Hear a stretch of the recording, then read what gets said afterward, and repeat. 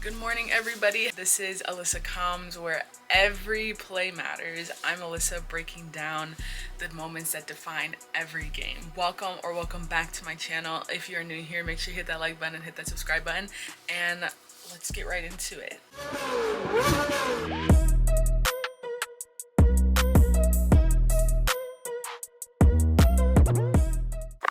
So hello everybody. So today's video is strictly going to be about Formula One. Now we're gonna kind of be covering every topic in a way of what is Formula One, what is tennis, and how did it become tennis, and what is this and what is that, and what are all of these other sports. So I figured today would be a good day to start out with Formula One. A lot of people know about Formula One, also known as F1. Formula One is one of the highest classes of international racing there is. Single-seater fast car that can go up to about 370 kilometers per hour, which is about 230 miles per hour. Now, Formula One is a team sport.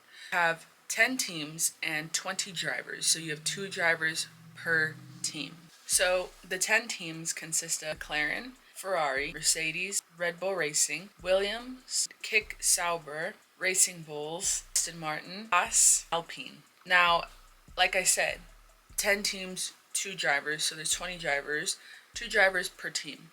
So McLaren, you have Oscar Piastri and Lando Norris. Ferrari, you have Charles Leclerc and Lewis Hamilton. Mercedes, you have George Russell and Kimi Antonelli. Red Bull Racing, you have Max Verstappen and Yuki Tsunoda. Williams, you have Alexander Albon and Carlos Sainz. Kick Sauber, you have Nico Hülkenberg and Gabriel Bortoleto. Racing Bulls, you have Liam Lawson and Isaac Hadjar. Aston Martin, you have Lance Stroll and Fernando Alonso. Haas, you have Esteban Ocon and Oliver Burman. Alpine, you have Pierre Gasly and Franco Colapinto. So those are the 20 drivers for the 2025 season. Now every team also has a reserve driver. Now out of all 10 teams, Ferrari is actually the oldest team to exist within Formula One, considering the fact that they were one of the first teams to ever compete in the very first season of Formula One. So there are 24 races this season and in 21 countries. So across 5 continents. First race of the 2025 season of Australia, China, Japan, Bahrain, Saudi Arabia, Miami, Illinois, Monaco, Spain, Canada, Austria, Great Britain just happened, which is also called Silverstone. Belgium is next. Hungary, the Netherlands, Italy, Azerbaijan, Singapore, United States, Mexico, Las Vegas, Qatar, and the final championship race is in Abu Dhabi, Dubai. How do the racing weekends work? What and who competes in these? And so the Formula One weekend typically starts on Thursday and goes to Sunday. Now Thursday is specifically media day, and the drivers go out and they have interviews, and they do, sometimes they'll do videos, like YouTube videos, like fun videos. Or the Friday, which is practice day, is a 60-minute practice day, so they have an hour of free practice. They have FP1 and FP2. Now that is something that you'll hear a lot in Formula One. You'll get a lot of abbreviations to words and not the whole word itself. So FP1 and FP2 are going to be free practice 1 and free practice 2. Exactly what it is. It's practice. It's a chance for them to go test their cars. It's a chance for them and their teams, their engineers and mechanics, to fix anything, to change anything. There's another thing we'll get into is the rules and actually why Formula One is called Formula One. Change, if anything has to be fixed, the practice sessions are for that purpose. Now you have Saturday. So Saturday is FP3, so final practice session 3. That is when the drivers go into a stage of qual. Okay, so let me explain this, okay? So the slowest 5 drivers from the 18-minute Q1 phase are eliminated from the session, before 5 more go out after the 15-minute Q2 segment that sets positions 20 through 11. On the grid, prior to any penalties, the final 12-minute long Q3 then decides the top 10 grid slots along the coveted pole position for the fastest driver. Qual is really hard to explain to somebody who isn't watching it. I'm a visual learner, so I understand like when I see something. Then after qual is done, then Sunday is the Grand Prix. Now that is the word that everybody hears, right? They're like, I want to go to the Grand Prix. I want to see the Grand Prix. I want to watch the Grand Prix. The race itself. That's where the drivers go for podium and they go for points. Now, at the end, which is the final in Abu Dhabi, Dubai, is when you find out who is the world champion and who's the world constructors champion. And this season, specifically the 2025 Formula One season, we've seen Oscar Piastri and Lando Norris, who are both on McLaren, battling this out. Why am I blinking? Season, like I said, though, has been interesting because McLaren has been the top team this season. The car is absolutely insane. And so they're in the lead for the World Championship and the World Constructor Championships. They're getting it. How long do Formula One races last? They last around an hour to an hour and a half. I feel like, I don't know if I was the only one who felt like this, but let me know if you guys did too. But basically, Silverstone felt like the longest race ever for some reason.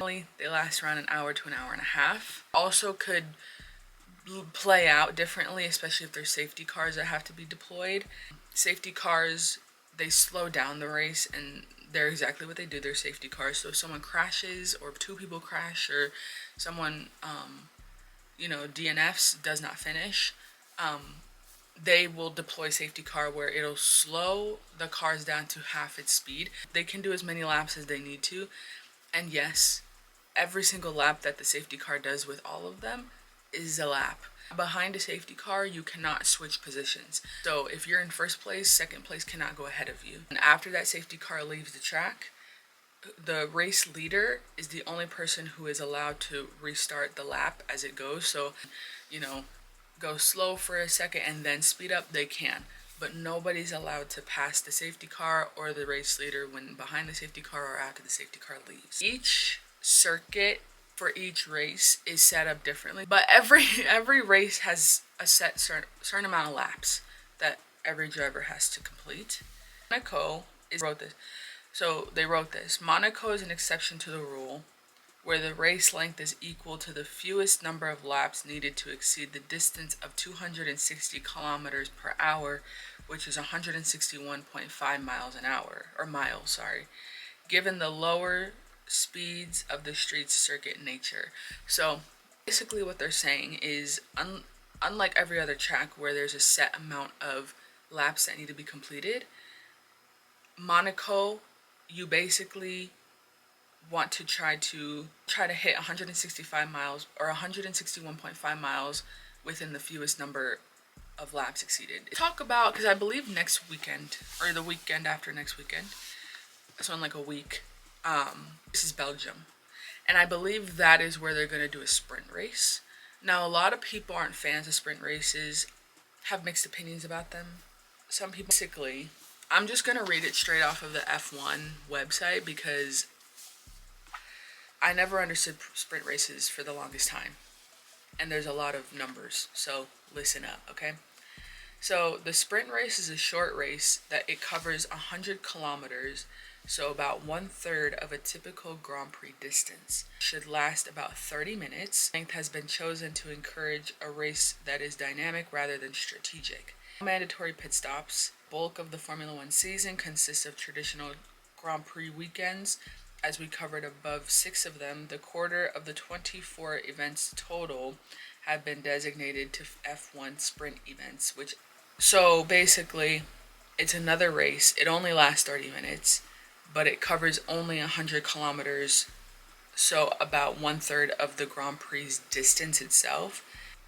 The distance of every race is almost equal to the fewest number of laps that exceed 305 kilometers, which is 189.5 miles. Let me know if you guys like sprint races. The venues chosen for sprint events are all tracks with great overtaking potential, picked to try to ensure the sprint is flat out, aggressive melee from start to finish. Points are on offer from 8 down to 1, awarded to the first 8 cars to finish. 6 venues hosting the sprint events in 2025 were China, Miami, Austin, Texas, Qatar, and Belgium, which is actually in like a week or two, and Brazil. So now let's talk about why it's called Formula One. Let's talk about the nitty gritty of things, right? Like more of the business aspect of Formula One, because Formula One is a huge business. A huge business. A lot of people don't like that part of Formula One, and a lot of people do. It's a business at the end of the day with millionaires. These drivers are gajillionaires. They come from gajillionaire families. Some of them paid for seats. So yeah. So why is it called Formula One? Like I said before, there's a set of rules and regulations that every single one of them have to follow. That is the formula. They take that and they call that the formula of Formula One. And it's called the one is because it's the top, right? Like it's the primary racing teams. It's the most prestigious primary racing event, right? And where people can say it, right? Like this is huge. Okay. The set of rules covers the design of the car, engine size, component usage, and so much more. Every single one of them have to follow these rules and regulations. Racing itself. That is why, just like you put in a formula, right? Like A squared plus B squared equals C squared. That's a formula, and you get to the answer. Same thing. You have the car, you have the engine, you have the size, you have the weight, and that equals how fast you're gonna go, and that equals the regulations, and then you pass, right? When you think about it that way, it's all math.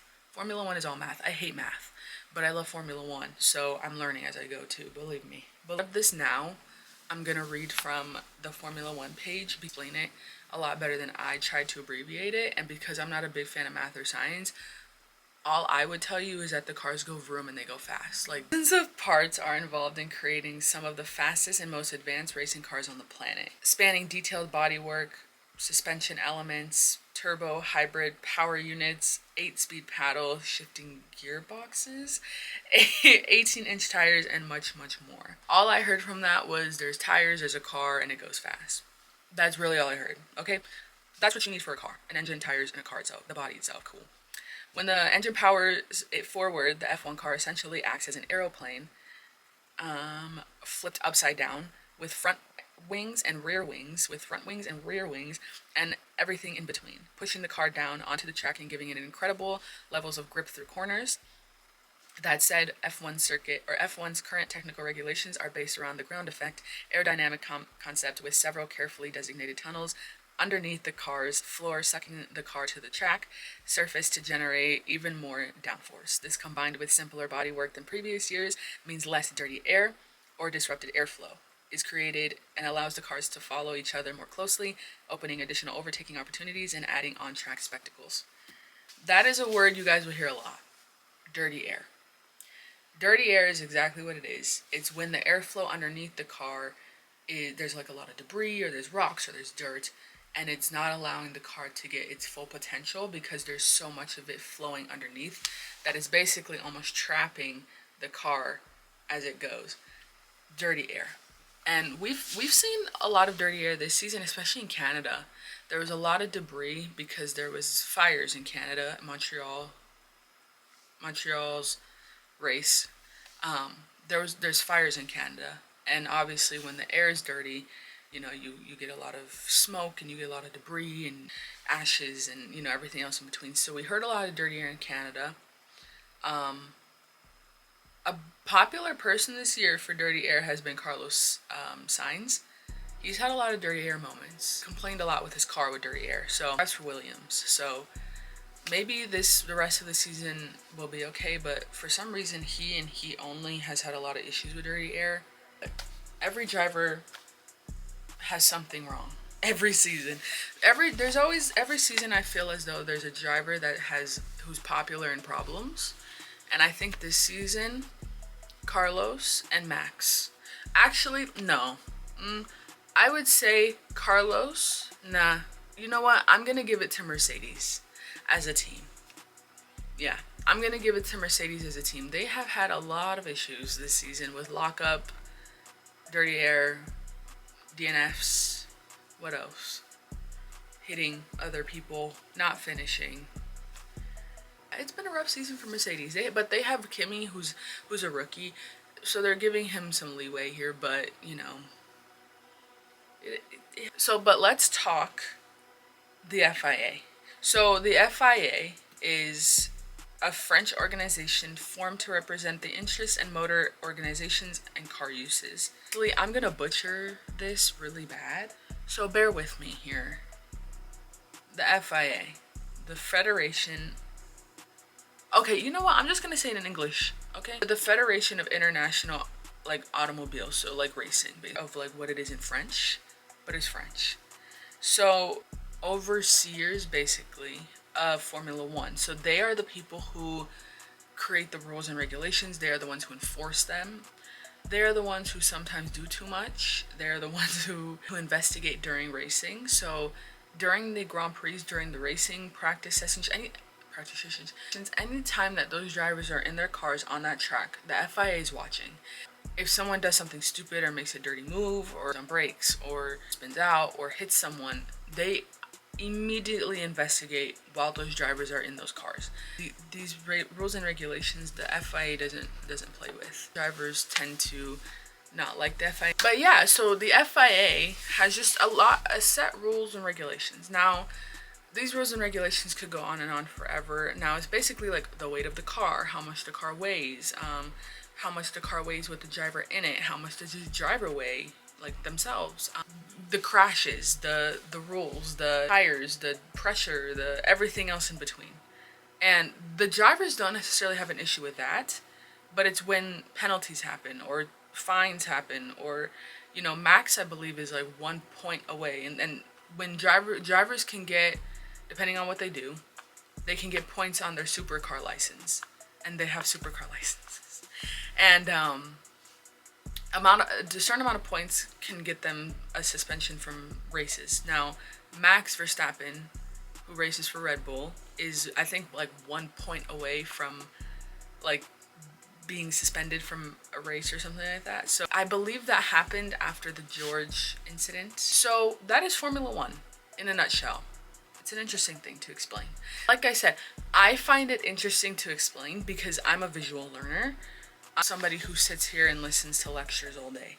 So I'm a visual learner. Which is funny because I'm doing a podcast, but I'll make sure that there's pictures and stuff in here for all of you guys. But with that being said, you guys know a little Formula One. The next video we're going to talk about tennis. We're going to talk about tennis. Now, after this week, I'm going to talk more about, I'm going to set a schedule. I'm going to set more of a schedule. So I'm going to be like, you know, on Mondays and Fridays are going to be Formula One. Tuesdays and Thursdays are going to be football, you know. Wednesday is going to be tennis or soccer, you know. So I'm going to figure it out. But there's going to be set days where we talk about certain sports. And there's going to be set days where those sports are going to be either talked about, or they're going to be, you know, you guys are going to give in lessons about that sport, or, you know, anything you guys want. So comment down below what you guys want. But, yeah, so that's Formula One. First video, first podcast, pretty simple, but that's Formula One. And I hope you guys enjoy Formula One. I really do. I hope you guys watch it. It's pretty entertaining. And I think it's more entertaining due to the fact that it gives you more anxiety than it does fulfillment. Thank you guys for watching Alyssa Comms, your go-to for confident, clear sports commentary. Make sure you hit that like button, hit that subscribe button, comment down below what you guys want to hear about next. Thank you guys so much for watching, and I'll see you guys in the next video, in the next podcast.